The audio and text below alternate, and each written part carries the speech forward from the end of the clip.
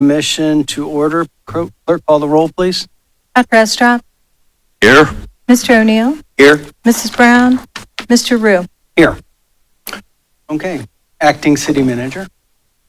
Good evening, Commissioners. Tonight, for our work session, we have guests from the Clark County Combined Health District going to present to us the strategic recommendations from a report they produced related to the Springfield-Clark County Homelessness Task Force. So, Tina Kamutzis, Charlie Patterson, welcome. Go ahead. Thank you. Thanks for the opportunity tonight, Mayor, Commissioners. We'll tell you that we appreciate your stepping up and stepping forward on the area of homelessness. It was critical for us to move forward. You forgive me, I'm going to speak quickly. There's a lot of material to cover, and I want to make sure I at least touch on the basic points. But to just refresh your memory, it was the pandemic that really exploded and highlighted the problems of homelessness in Springfield and Clark County. And the task force was brought together to assess local capacity and produce a set of strategic goals. I thought you might be interested in homelessness trends until the blue bars, which I call the COVID effect.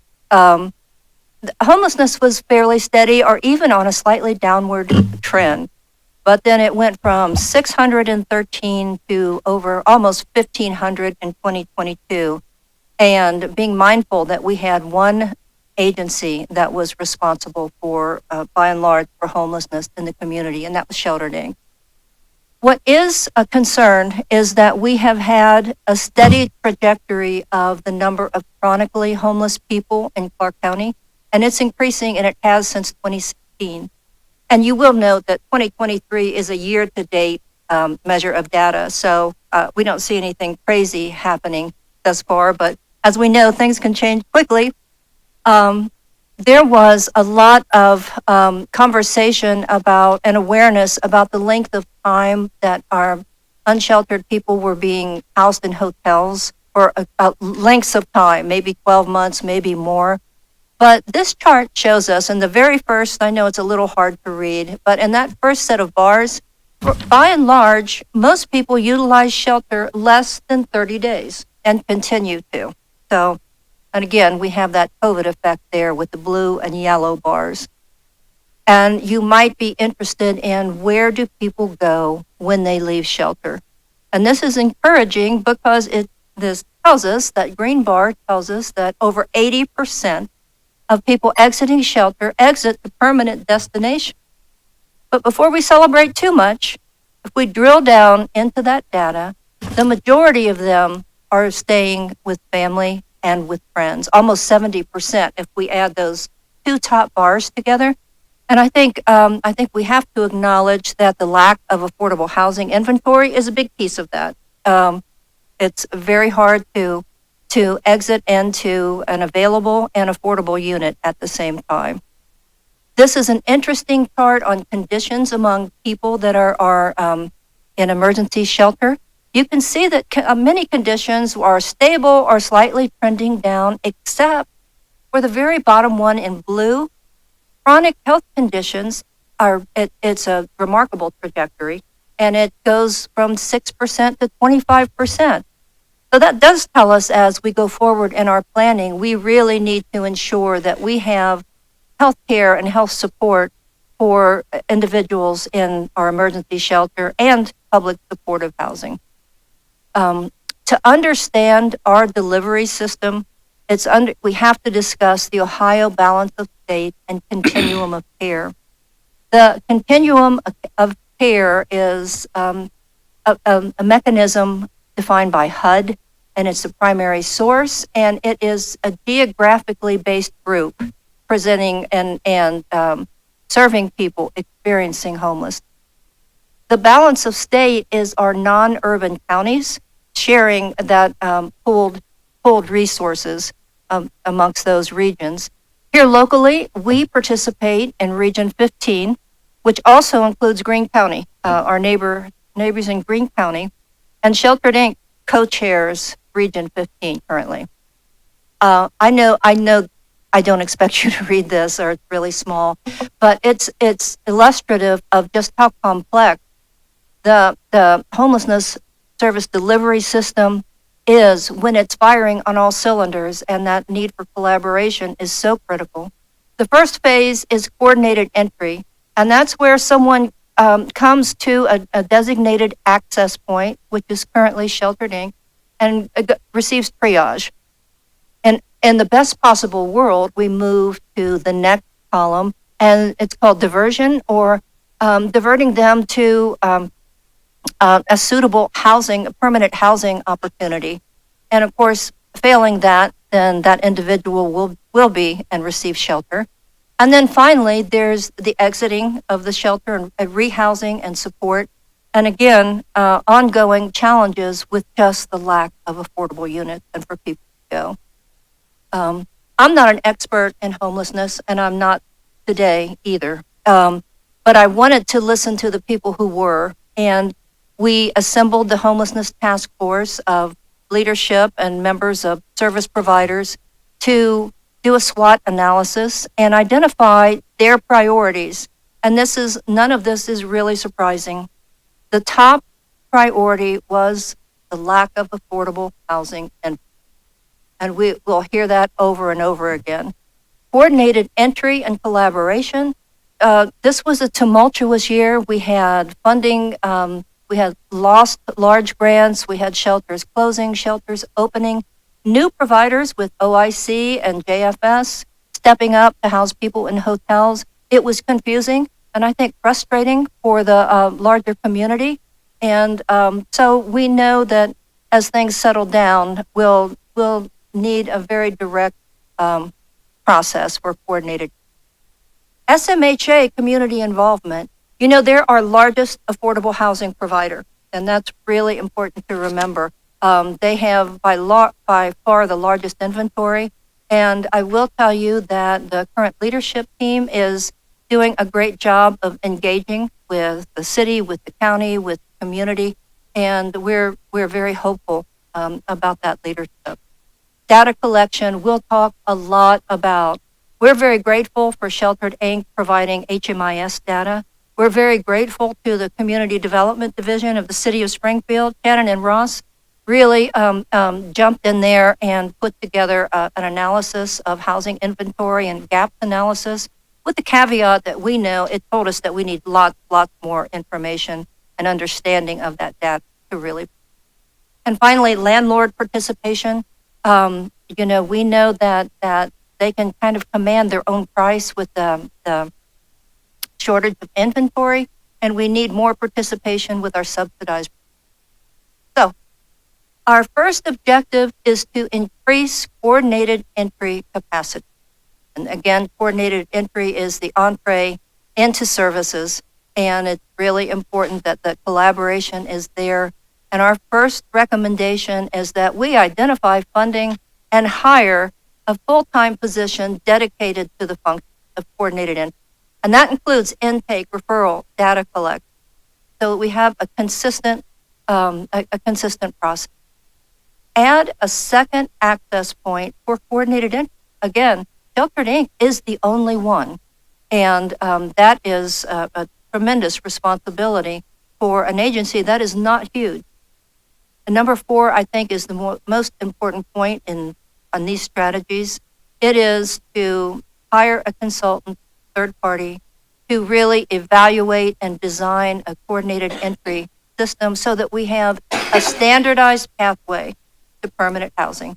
I think it's important to create accountable governance structures, develop effective strategic plans, and monitor the implementation by very concrete. I think that will help us a lot to get on. And to utilize COHIO, which is the Coalition for Housing and Homelessness Practical Assistance, utilize them for local training to our providers. They do that very well.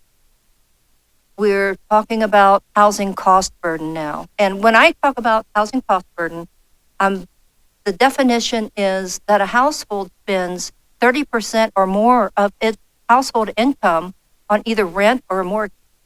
So, and as again through community development, based on very low income renter households, we need 3,400 over affordable rental units, but we have 1,900.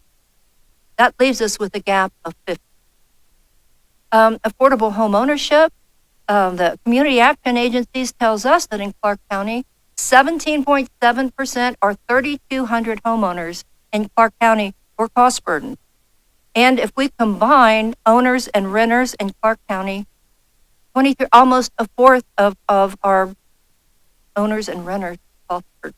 And imagine the impact on households and our local economy. So we want to, our objective obviously is to increase affordable rental housing.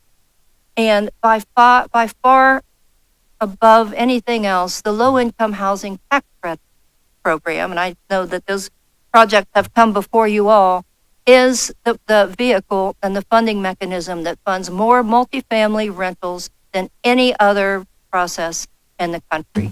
And to that end, I recommend that we have a very aggressive strategy of pursuing them. We have some kind of concrete, manageable objectives around that.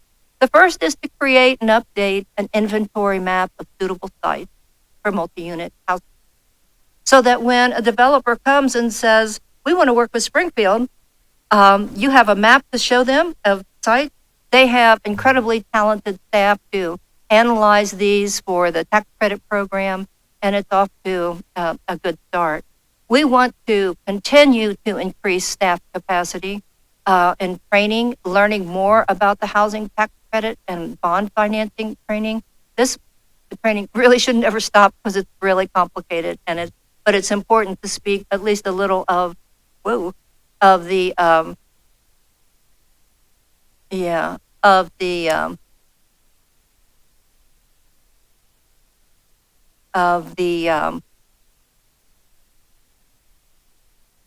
we are. Okay. So we want to use the expertise of our developers.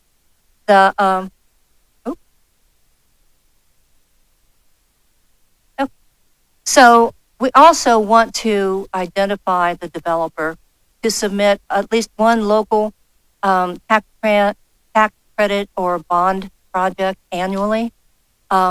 We're excited. SMHA is considering developing their own LLC for multifamily development, and that would be huge for ongoing commitment to Springfield, affordable rental development. Want to make sure we set aside grant dollars so that we're able to leverage and support a multifamily rental project. The next one is in response to an uptick in NIMBYism. We would recommend a written certification of neighborhood support prior to coming to zoning or coming before you all for funding. And I would note that the city of Springfield has already implemented a requirement of 2 neighborhood meetings hosted by the developer. And so that is a great first start. We really want to support SMHA in moving forward with the portfolio analysis for RAD, which is Rental Assistance Demonstration Conversion Planning. This is kind of a once in a lifetime opportunity to bring capital dollars to invest in our existing portfolios. Yes, we want to build lots of new housing, but we certainly want to preserve the projects that we have. So that's a presentation for another time and well worth it. And we want to support SMHA to continue outreach to distribute housing choice vouchers. Every voucher that's in use is another unit of affordable housing. That's a really cost-effective way of creating those units. Affordable home ownership. We want to bring our bank partners to the table to, when we're working with our nonprofits to build a home, use bank finance for the appraised amount of the cost. If it costs $300,000 to build, then and the appraisal is $200,000, use the banks for $200,000 and use your $100,000 for the gap and leverage much more units coming out of. Research affordable housing alternatives could be manufactured housing, modular housing. The county has started that, and we've had conversations with city. We talked to Shannon, interested in that. Establish a target area for housing, rehab, and new construction to maximize collaboration and neighborhood impact. We have a lot of small nonprofits that do 1 unit, 2 unit, maybe 3, and the concept is to create a couple of block areas so that we can do some infill housing, rehab, and start to really impact the quality of the neighborhood. And when market conditions are favorable, we would recommend that we bring our for-profit housing developers to the table and make them a partner in our goal of more affordable home ownership, negotiate a 5 to 10% set aside of units. They're asking a lot these days for extended tax abatements, zoning variances. We could work with them on down payment assistance with their income eligible buyers at a really cost-effective way of generating more affordable homeowner units. Emergency shelter. Thank you, City of Springfield, for purchasing the Executive Inn. It was a temporary solution, but an important one. But even so, right now is the time to start planning for a permanent campus with a really holistic array of supportive. Probably we need a consultant to evaluate. We have the Villager site. It may or may not be the right site, or identify an alternate site that is suitable, addresses special populations, funding service providers, etc. Issue an RFP for a shelter campus development part. That's a very different funding process than tax credit. And finally, as we talked about collaboration, develop partnerships or MOUs with healthcare and service providers for the on-site provision of service. If we're really going to successfully have people exit a shelter environment, then we really need to address the complicated issues in their lives. And, I hope you see as we go through this, I'm not esoteric here. I'm providing really concrete and achievable solutions, things that we can do today. Permanent supportive housing, if you're not familiar with it, it's affordable housing linked with supportive services. We have people with chronic and ongoing need for support. They need the affordable housing. Our current gap is 206 beds. So we'd love to see another campus. And it could be that it could work really synergistically on the same site as our homeless campus. As again, you can imagine the opportunities to share, not replicate supportive service, and actually have maybe someone transition from emergency housing to permanent supportive. We do need to find the available site and identify funding for special population. Determine unit type set aside. How many do we need for individuals, for families, and special population, which we'll talk about. And then likely issue an RFP for that site development. Special population. And I'm going to just tell you that we don't have the data that we need to be able to quantify the need. And that's part of our conversation. Special populations are people with circumstances or disabilities that need ongoing help. The first one that comes to mind are veterans. We know many of them have chronic health conditions. We know many of them are below poverty. What we don't know is their housing need.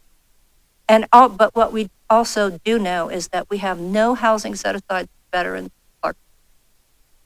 Ex-offenders, that's a particularly difficult and challenging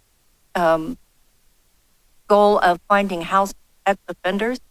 Substance abuse, we're very lucky to have McKinley Hall, and domestic violence, Project Woman, they do a wonderful job. Youth is, there's kind of two conversations around youth. The first is youth aging out of foster care. And I don't know that we do a great job of knowing what happens to them. I know that there are a lot of wonderful support services. I don't know that how well we are linking them and tracking youth and making sure that they get the help that they need. Respite housing, our hospitals, when they're treating indigent patients and they release them, where do they release them for recovery? We have no set aside. Or it's not a lot of units, it's just a few, but it's really important so that they don't end up on St. Vincent de Paul's doorstep as they frequently do. Quarantine housing, our health commissioner would tell us that when we have situations like our tuberculosis starting to see an uptick, a couple of units of quarantine housing could really be a critical and proactive act to make sure that our infectious health conditions don't become a pandemic or epidemic. And of course, finally, I can't not talk about the Haitians. At this time, we don't see or have a lot of requests for homeless shelters from Haitians, but we have all heard the stories of them being doubled up, tripled up, renting by the room in oftentimes deplorable conditions. And that is strictly a matter of affordable housing. Not enough of. So that makes the landlord. So the lack of available inventory, it's a supply and demand issue. It's pretty simple, but it's at such a level that landlords are able to command increasingly high rents. And what incentive do they have to work with programs that have caps on rent? So we have a couple simple strategies to get started on this, and that is to increase the number of landlords participating in subsidized housing programs. We'd like to develop comprehensive roster of landlords. We have hopefully the rental registry program, SMHA, OIC, rental assistance program, shelter providers, to get a comprehensive list and work on an ongoing collaborative outreach effort to educate and recruit landlords participation. I know that SMHA has already begun those efforts, and I think we could really build on that and do quite not only an educational session with landlords, but also listen to them and figure out a way to work together a little bit, satisfy these needs. Data. Data. To adequately address housing service, we need methodology. There's a lot of data to collect, schools, service providers, census data, SMHA, VA, but the objective is to obtain accurate data. For homeless counts, for example, we don't know. They can be a very invisible population. They don't always enter in through the HMIS systems access points. We need to really drill down on our housing inventory and gap trends in evictions, foreclosures, and special populations. So I think that we really need to develop a research relationship. It could be Ohio could help. The Corporation for Supportive Housing has some impressive methodology. We could bring them to the table. But to develop methodologies, and we need to identify a responsible party ongoing for this annual data update and analysis. And maybe that is a uniform. I took the liberty of adding one more priority, and that's additional resources. As we see the thousands of affordable units that we don't have, we're going to recommend that our federal grant resources really be dedicated to brick and mortar and bringing these units out of the ground. It'll solve a lot of problems, and we have a long way to go, but we do need to start our. And so we want to leverage additional resources for the softer project, for administration planning. The first step is we have a lot of financial capacity with our funders. Get that list together. Springfield Foundation, Turner, Community Health Foundation, so on and so forth, and then develop a budget and present that request to fund planning, coordinated entry, study, a data collection, coordinated entry staff position, etc. We have, for the first time, the one thing that the pandemic did was bring leadership together around homelessness, and they have not gone away. And a request like this will not be $1 million. It's very achievable, and to do the things that we never have the money to do. So I think I'm going to stop there. And just say, to wrap it up and say that, this plan is the beginning.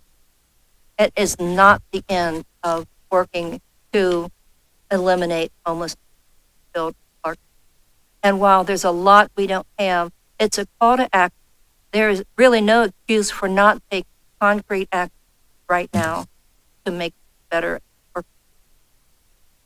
And for that, I will tell you that this is quite a project. I appreciate the opportunity to work on it with you all, your support.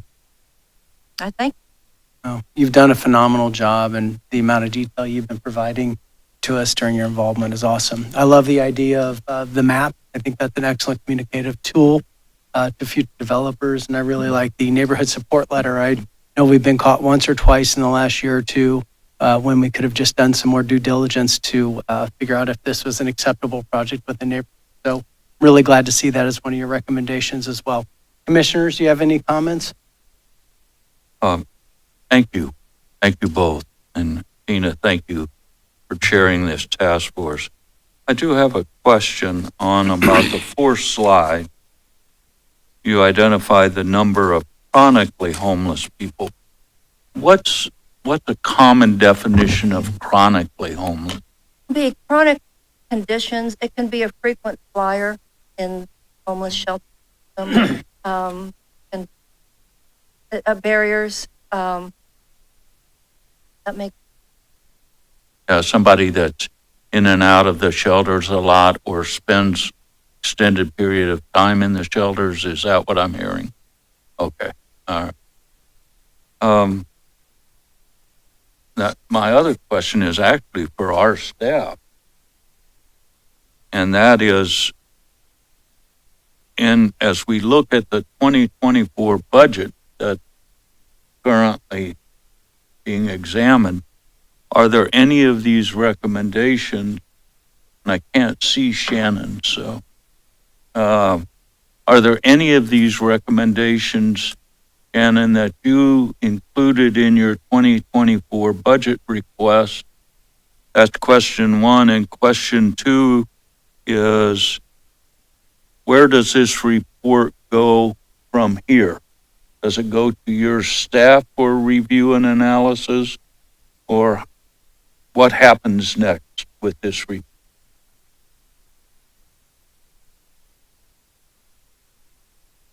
Thank you, Commissioner. So in the 2024 budget, we do have a priority that continues to address the cost gap funding for permanent supportive housing.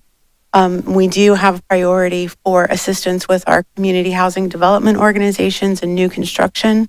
2024 also plans to continue to work on acquisition, rehab, and new construction infill, leveraging many different sources of funding, not just entitlement.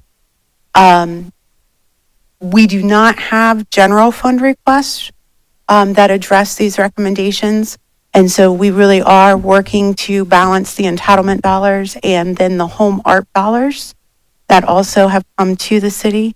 Home ARP is $1.8 million specifically to address new construction of non-congregate housing, which could include shelter space or permanent supportive. And our recommendation is to highly invest in permanent supportive.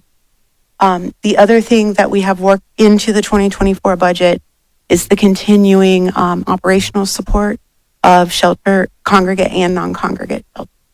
So we do hit a lot of those. I think Tina and everybody in the room would agree that the entitlement funds aren't enough. But as a community, building on the leaders that have come around the table, I think we have lots of opportunity to leverage multiple sources of fund. Moving forward with the recommendation, I know the city manager's office has some input. Ryan actually had just prepared comment for that. That basically the city of Springfield, Clark County, and the combined health district will review the recommendations, go through the strategic planning process, and develop the next. I think it's a matter of just forward in the collaborative step. But is that something that we could be reported back to at least by the retreat or in a future earlier meeting within the first quarter? Actionable steps we're taking from all this time put together for this task force? Awesome. Thank you. The only thing that I recommend after all the years that I've listened to Shannon and developers come forward, is I've never had a neighborhood step up and say, wow, put that in my neighborhood. I've just never had that. But we've been able to do that for several reasons. Number one, traditionally the courage of this board body right here, because we were elected to do things that may not be as palatable to some people as the need is great.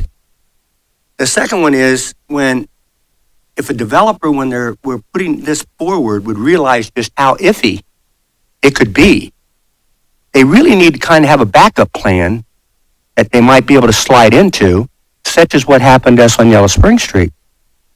We were very, very fortunate that, the neighborhood stepped up against the project. They're allowed to do that. I don't have a problem with them doing that. But that was a big deal, especially when you're talking about all the shortages in the homeless and homes we have. And I went, the developer called me and said, Kevin, what the hell happened? I said, well, it just didn't pass. I said, what can we do? He says, I'm out of time.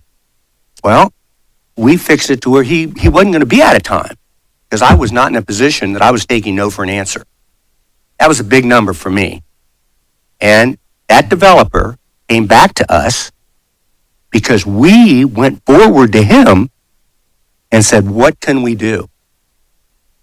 And it worked out for us, thank God. But if developers would, when they're coming, realize that you're probably, Shannon, I don't have the number of how often they get turned down. They not only get turned down from this body, but then they get turned down from Columbus too. So what a tough position that they're in. But we need to realize how important that tax credit projects are to this community, to leverage money, to develop places for people to live, and we need to sell it that way. I've heard people refer to them as, I don't want low income. I said, well, how about people that are just on Social Security that need a place to live? What do you think about that? What if that was your mom? What if that was somebody that needed that place, but you just described it, Tina? They're not there. They're just not there.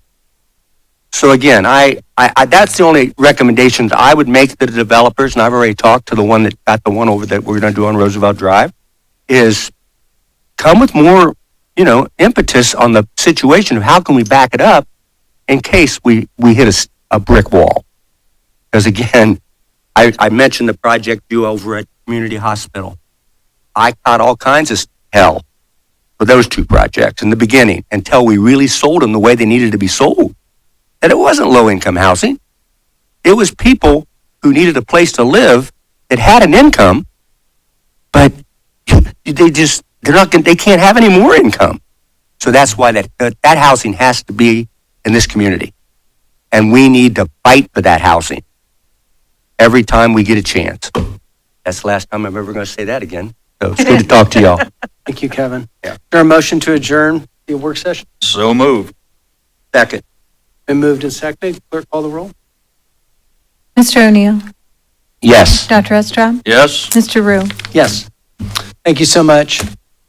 Okay, the public hearing that was set at 6:55 is called to order. Clerk, call the roll, please. Dr. Estrop, Here? Mr. O'Neill, Here. Mrs. Brown, Mr. Rue. Here. Has proper legal notice been given of this hearing? Notice of a public hearing for the purpose of considering a petition to establish the Melody Park New Community Authority was published in the Springfield News and Sun, a newspaper of general circulation within the city, for 3 consecutive weeks prior to the hearing. Attached here too is a true and correct copy of the legal notice published on October 27th, November 3rd, and November 10th, 2023. I move that the communication be ordered received, recorded in the minutes, and filed. Second. Moved and seconded. Clerk, call the roll. Dr. Estrop, Yes? Mr. O'Neill, Yes. Mr. Rue. Yes. Staff report. Hello, Commissioners. So this project is the Melody Parks project. So this is located at the former Melody Cruising site. It will consist of 1,200 housing units with a mix of residential density between single-family, multifamily, and patio homes. And then there will also be commercial development attached to it for big box and boutique retailers. And then the other feature of the development will be parks and walking paths for resident leisure. This will be developed by Borer. They are based in Columbus. And the new community authority piece, so this is a tool allowed under Ohio Revised Code, Chapter 349. This NCA will be governed by 7 members, 4 of which will be appointed by you, the city commission. And NCAs, so new community authority, that can be utilized for things like infrastructure development, so roads, sanitary, sewers, and other community facilities.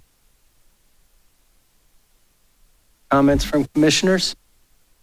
Great project. Or comments from the audience?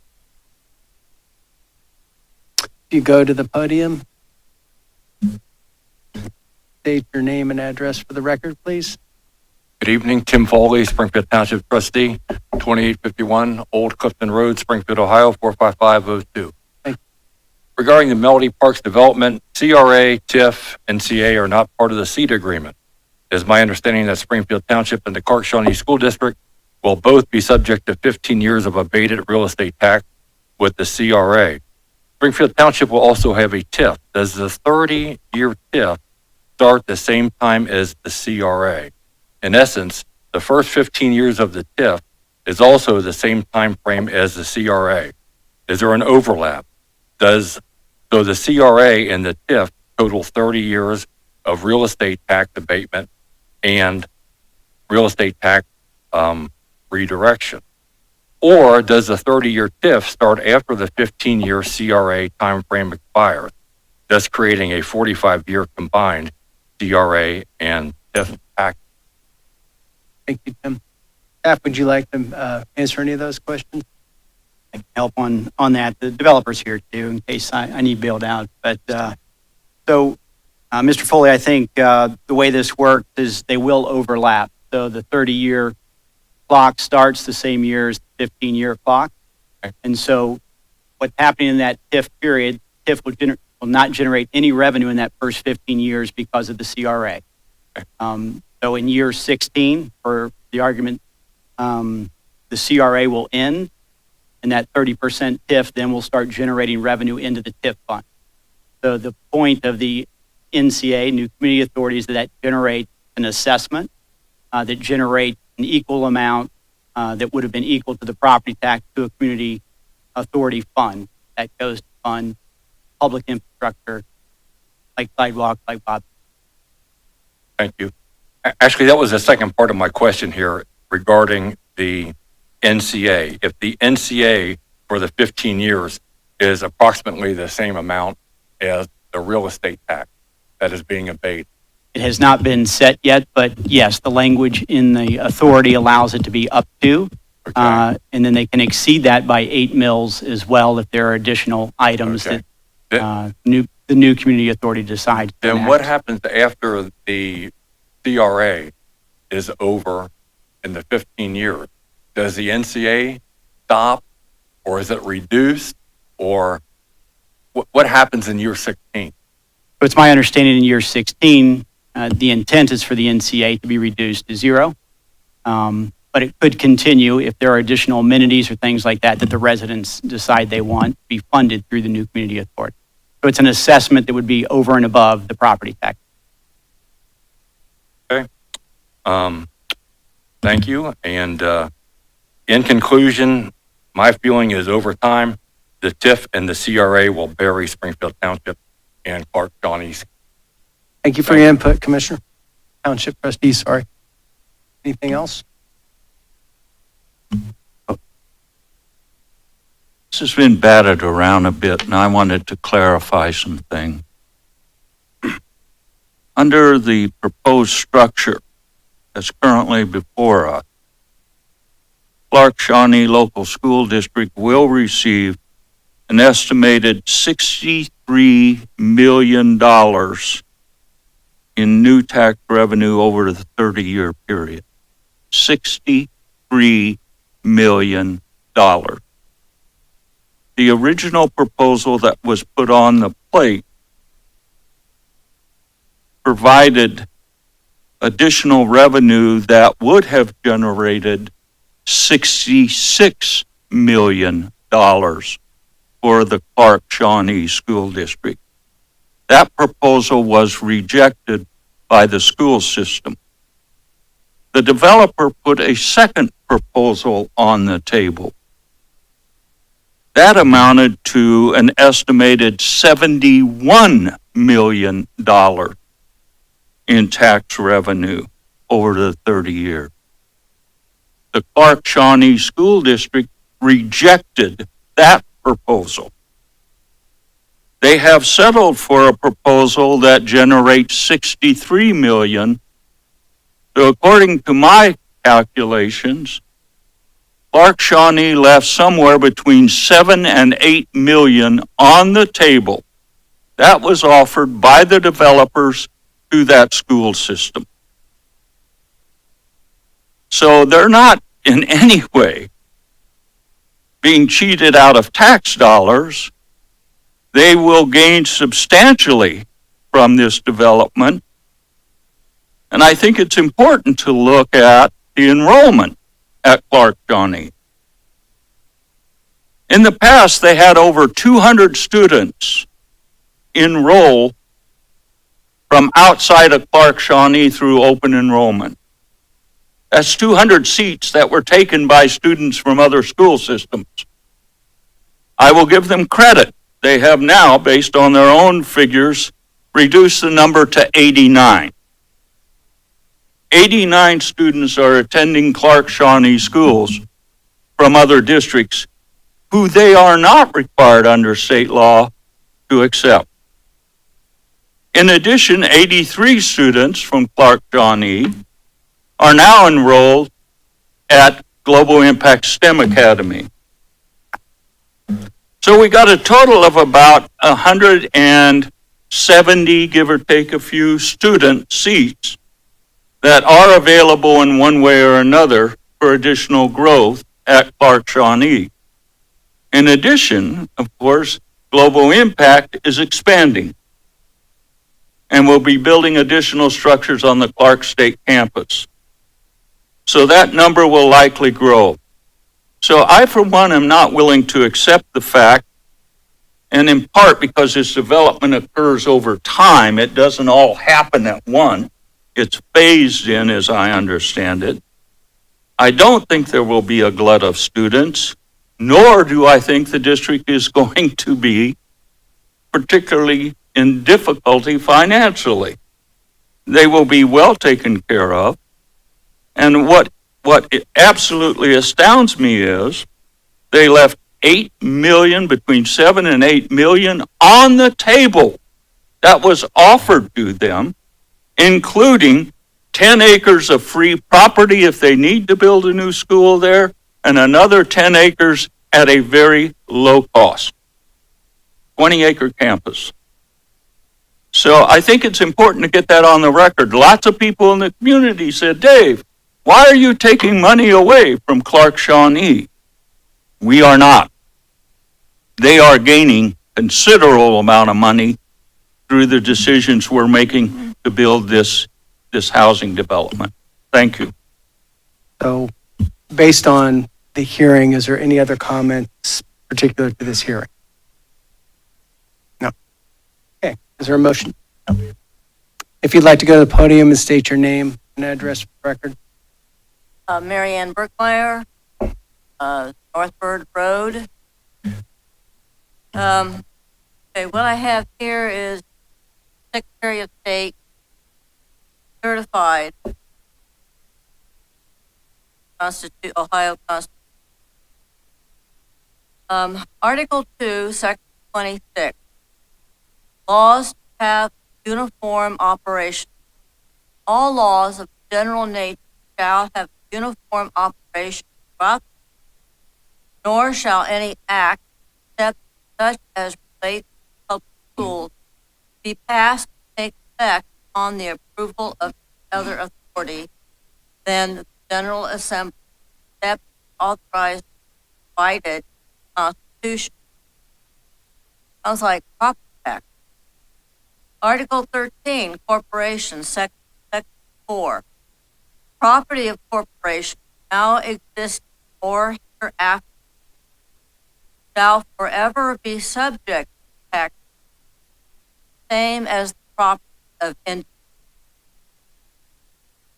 Article 2, Legislative, Section 8, removal of officials for misconduct. Law shall be passed providing for prompt removal from office on complaint hearing of all officers, including state officers, judges, members of the assembly, for any misconduct involving moral turpitude or for other cause provided by law. And this method of shall be in addition or other method of removal authorized by the Constitution. Now, I have a public request to make of you. A list of all these tax exempt deferred agreements that you all have made over the last 10 years. I am also reminding you that as public servants, you are the trustees and we are beneficiaries. You have a fiduciary responsibility to us. You're hiding behind home rule statement that Mr. O'Neill doesn't allow the city to usurp law or run amok. Does not allow you to add the burden of tax on we, nor does it permit the city to destroy the township that we love and why. Thank you for your comment. Is there a motion to adjourn the hearing? So moved. Second? Been moved and seconded. Clerk, call the roll. Mr. O'Neill? Yes. Dr. Estra? Yes. Mr. Rue? Yes. Okay. Formal meeting of the City Commission's called to order. Clerk, call the roll. Dr. Estra? Here.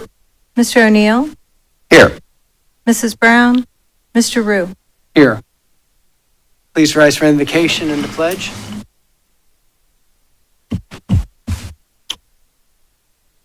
God, we ask you for peace in our community and the nation, God. I ask that you would help us make decisions with transparency and integrity tonight. And we just ask that you be with Commissioner Brown as she's ailing tonight, and also our former mayor, Warren Copeland. In Jesus' name. Pledge allegiance to the flag of the United States of America and to the republic for which it stands, one nation, under God, indivisible, liberty, justice.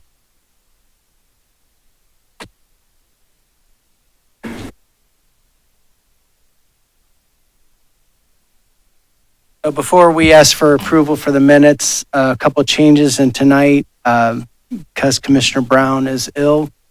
This keeps us from hearing emergency ordinances and resolutions, so we will not be hearing those tonight. We will only be hearing first readings and second readings, followed by comments at the end of the agenda. I will call for a special meeting next week that we'll talk about later that we will complete this agenda tonight. Is there a motion to approve minutes? So moved. Second? It's been moved and seconded. Clerk, call the roll. Mr. O'Neill? Yes. Dr. Estra? Yes. Mr. Rue? Yes. Clerk, proceed with first readings by title only. Authorizing the city manager to enter into a subrecipient funding agreement, Continuum of Care Rental Assistance, 2023-2024, between the city and Springfield Metropolitan Housing Authority to conduct a Continuum of Care funded tenant-based rental assistance program in an amount not to exceed $183,288 and confirming and approving related expenditures from October 1, 2023 to the passage of this ordinance. Approving the establishment of the Melody Park New Community Authority as a new community authority pursuant to Chapter 349 of the Ohio Revised Code. Okay, proceed with, is there any questions about first readings from commission? I have a question of Bobby. Bobby, did we get the questions that were presented to us, answers back to the school system about the mistakes that they claimed that we made? It's a We have that item down. We're going to talk about. Oh, okay. Yes, sir. Sorry, Bobby. Okay. Hang Thank on, you. Bobby. But you just hang around. You're Yes, gonna that's bring me exactly back. right. So any other comments, first readings from commission? I think the administration has an announcement to make about When we get to withdrawing second of an reading. item. Gonna, Aren't we on second read? no. I'll take you through this agenda, I promise, Dave. Okay? All right. Is there any comments from first readings from commissioners? Any from the audience? Okay. We'll proceed with second readings. So the first, second reading has been withdrawn by the staff. Thank you. So To answer Commissioner Estrop's question, or I'm sorry, Commissioner O'Neill's question. So Bobby has been evaluating the question about the data used for the census data. It's been extremely difficult to kind of acquire the accurate data that we need. So we're going to withdraw it and then reapply utilizing a different criteria in the enterprise. So just thought it was cleaner that way instead of trying to come back and modify that. So staff will be back here in the near future with a new application. There'll be new notification sent to the school district, and we'll just start over. We appreciate the information. It's been brought forward so we can go ahead and apply in the way that we need to move forward this project. Okay. levying special assessments for the improvement of streets by the construction of sidewalks, curbs, and gutters in the 2022 Sidewalk Curb and Gutter Program, Section 1A. So moved. Second. Moved and seconded. Clerk, call the roll. But I have a All right. question first. Sorry.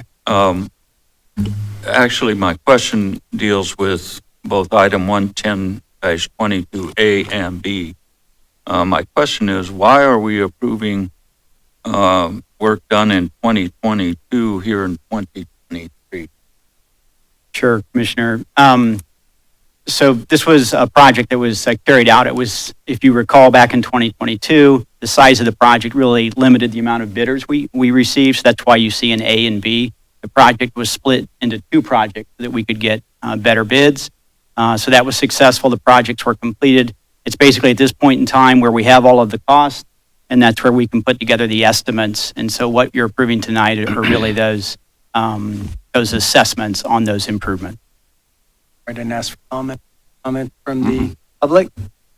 Okay. Go ahead and call the Ready? roll. Mhm. Mr. O'Neill? Yes. Dr. Estra? Yes? Mr. Rue? Yes.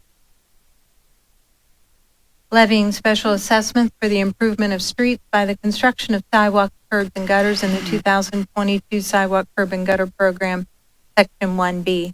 So moved. Second. Moved and seconded. Comments from the commission, from the audience.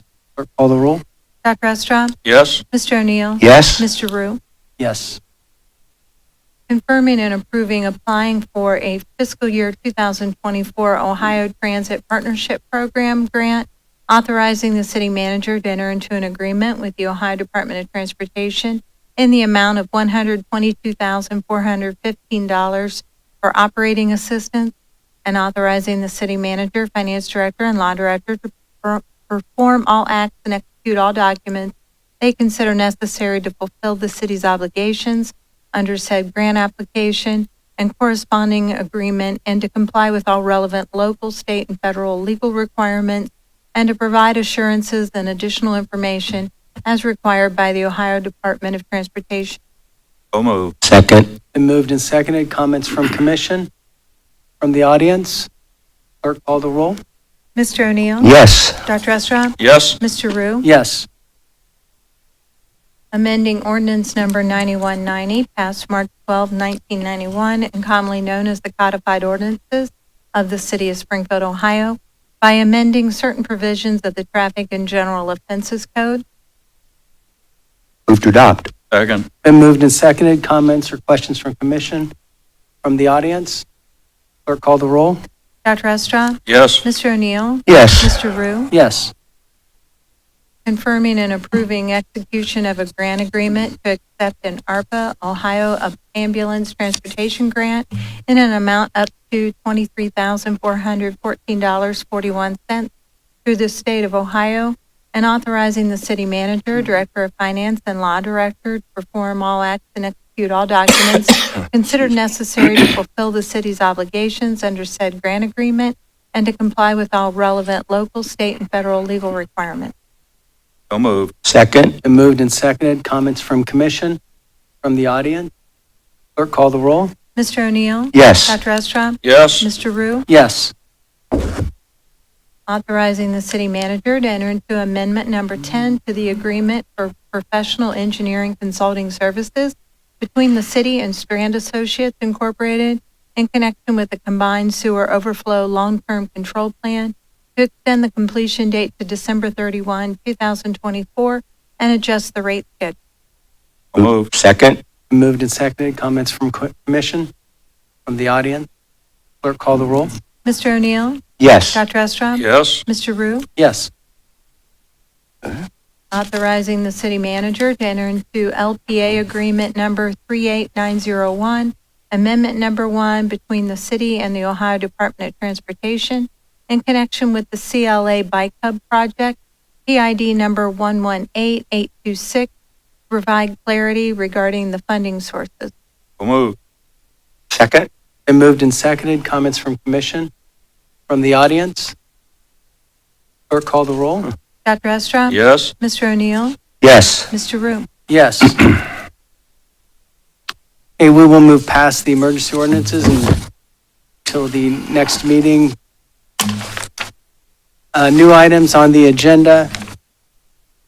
There was just one error in one of the resolutions, and that was corrected. It just stated ordinance instead of resolution, so it was very minor. So I'd like to call for a meeting, a special meeting next Tuesday night, the 28th at 7 p.m., where we will conclude the balance of this agenda. Hopefully Ms. Brown is in good shape by then. Is there any committee reports? I do have a Committee question. before that, go ahead. Back on item 10. Do we need to take any action on that item to correct it, or? Yes, sir. That's Is it- just a statement letting you know Okay, that we did all right. correct it and attached it to the revised All agenda. right. Thank you very much. Certainly. I have a question on your request to add a meeting to the situation. Is there any reason that these emergency ordinances can't be held up until the next meeting and make them emergencies, Katie?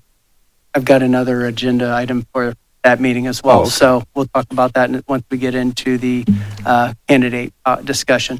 Is there any committee reports to talk about tonight? We'll let Brian report on that. Is there any comments from commissioners? I will say my first meeting to run as mayor, and definitely looking for the opportunity. Thanks for your patience as I will try to do this as efficiently as possible. A side note, sometimes I may pray in Jesus' name. I'm not asking you to pray into my God, but if I do that, please don't take offense, okay? You can pray to your God, I'll pray to mine. All good? Good. And then as far as other comments from commission, we'll talk about that in a minute. Any comments from the audience? I've got 2 cards. Mike Lowe?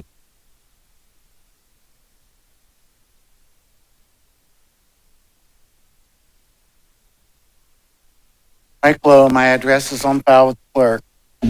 The building at Larch Street in North Belmont caught on fire several years ago. When is the rubbish going to be removed? I would like to see the area cleaned up and developed. The motel on West North Street was cleaned up in a few days. On September the 4th, Commissioner O'Neill asked for an audit of the appraisal, and I would like to know the result. Also, They're still working on that. We're working on that. Also, the pretzel store on North Fountain has closed. The fabric store has closed. And recently, the Italian restaurant at Columbia and West North Street closed permanently. Since the city gave money as an incentive to those stores, will the city receive any money back? Tom, would you like to answer that? Those are those grants. Yeah, sure. There's no assistance provided to the Cat and Zeros there on the corner. I think the About the Pretz- economic grants, right? Yeah, the employment incentive. Yeah. Yeah, you're referring to employment incentive grants offered to these companies to start their operation. I'll probably ask Bobby, because I know he's been reviewing it, because we asked the very same question as they closed, is to review our agreement, see if we have any opportunity to either claw back some of the money or if they satisfied it. The So pretzel store did receive money they from the did. city. I was getting ready to say that. Yeah, the pretzel store did. You are correct. The fabric stores, the yarn store, is that what you're referring to, where the Champion City Pops is? Yeah, they did not receive an Mike, that's a good incentive. question, though, and that I would be Yeah. curious to that answer as well. Yeah, If- we can if look somebody into it. does If Bobby, close. if you have the information, can respond to that, that'd be Maybe great. see Mike offline, that'd be good. Okay, I have another card. Marianne, do you want to respond to this now? Yes, Okay, sir. go ahead. Staff reviewed the agreement after we learned that the organization was closing down at Pretzel Maker and found that they fulfilled the requirements of that agreement. So there was no clawback required. I also have.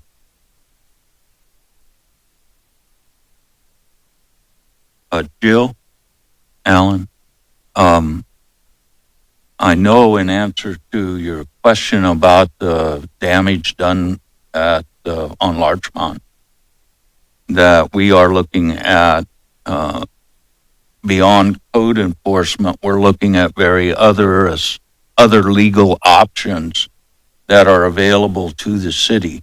That property is privately held and is causing us some problems. I don't know, Mrs. Allen, if you can share more at this point about what we're doing about that or not. I can't really speak to the specifics of it tonight, but I know our legal team is working on it, and I can have another update at our next meeting that give you more specific information, Mr. Lowe.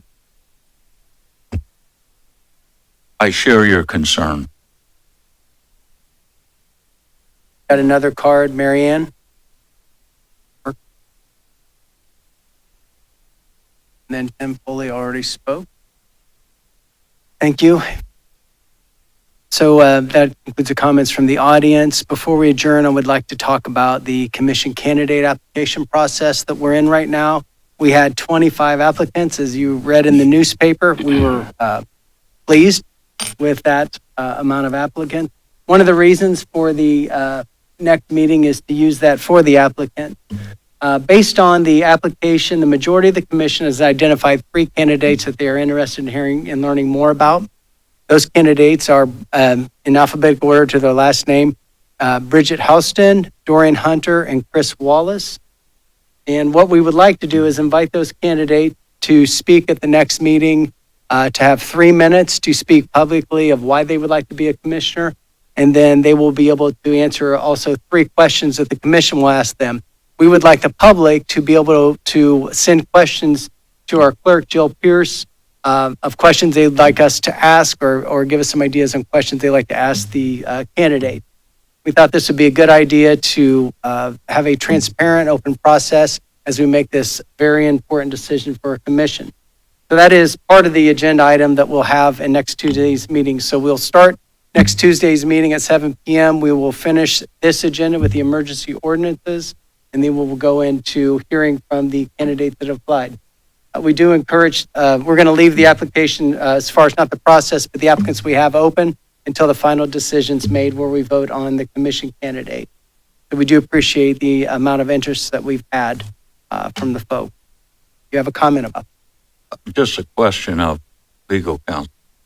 Is there anything, Mrs. Allen, that we as a commission, in addition to what Mayor's outlined, is there anything else we need to do in terms of this process? No, Commissioner, we're fully complying with our charter requirements. Okay, all right. Thank you very much. Being that Good question. we're just asking these 3 to come back and speak, what about the rest of the application? As of They'll right just hang in now, limbo? until we make the final decision, we'll hear from these 3. There will be an executive session following the night of comments where we'll discuss just how the evening went. We do not make decisions in executive session. We do not vote in executive session, but we are able to have an executive session just on personnel. Can you repeat the 3 names again, please? The 3 names is Bridget Houston, Dorian Hunter, and Chris Wallace. Houston. Bridget Houston, sorry. Okay.